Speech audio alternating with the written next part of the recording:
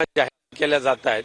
त्यामुळे इतर सर्व योजनांवर त्याचा विपरीत परिणाम तर होतोच, परंतु शासकीय कर्मचाऱ्यांना वेतन सुद्धा मिळणं मुश्किल होऊन गेलेलं आहे। अशा पद्धतीची आर्थिक स्थिती खालावलेली आहे।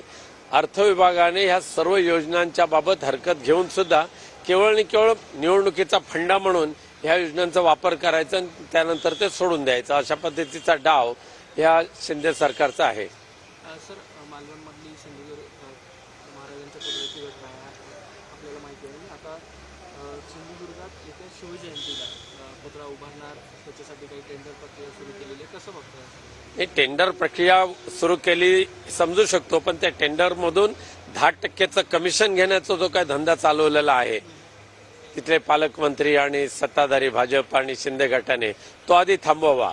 शिवरायांच्या स्मारकामधून सुद्धा टक्केवारी खाणारी ही भाजपची औलाद आहे आणि शिंदे गटाची ती त्या ठिकाणी सुद्धा हे आहे टक्केवारी। हो, नव्या टेंडरमध्ये पण 10% टक्केवारी आहे। सर, एक शेवटचा वर्ष की नितेश राणे सतत वादग्रस्त वक्तव्य करताना पाहायला मिळतात। आता पुन्हा एकदा त्यांनी वक्तव्य केले की वाकड्या नजरेने बघा, नितेश राणे म्हणजे भाजपाचा भुंकणारा तो प्राणी आहे, त्या पलीकडे त्याला काय